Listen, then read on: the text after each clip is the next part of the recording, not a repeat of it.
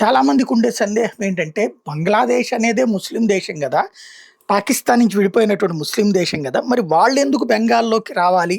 వాళ్ళు అక్కడి నుంచి పారిపోయి రావాల్సిన పరిస్థితి ఏంటి అన్నటువంటిది. పాకిస్తాను సున్నీ ముస్లిం దేశం. వాళ్ళు షియాలకు వ్యతిరేకం. షియాలు, అహ్మదీలు, ఇతర రకాలైనటువంటి ముస్లిం తెగలకి వ్యతిరేకం. అలాంటి వాళ్ళు ఎక్కువగా ఉన్నటువంటి ప్రాంతం తూర్పు పాకిస్తాన్. ఈవెన్ బెంగాలీ మాట్లాడేటటువంటి ముస్లింలు ఉండేది అక్కడే అన్నమాట. గతంలో మత మార్పిడికి గురై ఉన్నారు కాబట్టి. వాళ్ళని ఆళ్ళు వేధించేవాళ్ళు, హింసించేవాళ్ళు. దాంతో వాళ్ళందరూ ఆ రోజున తిరగబడినప్పుడు తోడు నిలబడింది మన భారతదేశం.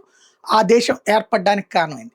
ఏర్పడ్డాక సమస్య ఏమైందంటే, ఇక్కడ అందరూ షియాలే ఉండరు గదా! సున్నీలు ఉంటారు గదా! వాళ్ళని తన్నేయడం, వాళ్ళ మీద వీళ్ళు హింసాకాండ ప్రారంభించారు. వాళ్ళు బంగ్లాదేశ్ నుంచి బెంగాల్‌లోకి రావటం ప్రారంభించారు. వాళ్ళతో పాటు అక్కడ అదే సందర్భంలో మన భిక్షతో ఏర్పడినటువంటి ఆ దేశం, మన దేశానికి సంబంధించిన హిందువులు, బౌద్ధులు, జైనులు, క్రైస్తవులు, బెంగాలీలని తరిమేయడం, వాళ్ళని వేధించడం ప్రారంభించారు. అది మన వాళ్ళేమి పట్టించుకోలేదు.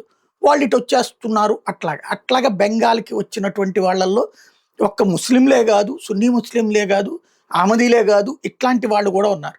ఇక్కడ మమతా బెనర్జీ ఏం జేసింది, అలా వచ్చిన ముస్లింలకి మాత్రం ఓటు హక్కు కల్పించింది, రేషన్ కార్డులు ఇప్పించింది, ఇతర బెనిఫిట్స్ ఇచ్చింది. హిందువుల్ని మాత్రం ఎలాంటిది కల్పించలేదు. వాళ్ళు అక్కడ చిన్న చిన్న రోడ్ల పక్కన పాకలేసుకుంటూ, లేకపోతే గుడిసెలేసుకుంటూ బతుకుతుంటారు. ఆ చిన్న పనులు చేసుకుంటూ బతుకుతుంటారు. వాళ్ళకి ఇప్పుడు సిటిజన్‌షిప్ అమెండ్మెంట్ యాక్ట్ కిందన పౌరసత్వం ఇస్తున్నారు అమిత్ షా. అయితే ఈవిడ కావాలని చెప్పి హిందువులకి అది ఇవ్వకుండా చేసుకుంది. అంటే పౌరసత్వం ఇవ్వడంతో పాటు ఆటోమేటిక్‌గా ఓటు హక్కు వస్తుంది. అదొస్తే వాళ్ళందరినీ ఈవిడ ఎంతకాలం హింసించింది కాబట్టి ఆ ఓట్లు రావన్న ఉద్దేశంతో సీఏఏకి సంబంధించినటువంటి కమిటీలని మాక్సిమం కట్ చేసి ఏడిపిస్తోంది. ఇప్పుడు కేంద్ర ప్రభుత్వమే సీఏఏ కమిటీలు వేసి వాళ్ళందరికీ పౌరసత్వం ఇచ్చే పనిలో ఉంది ఇప్పుడు.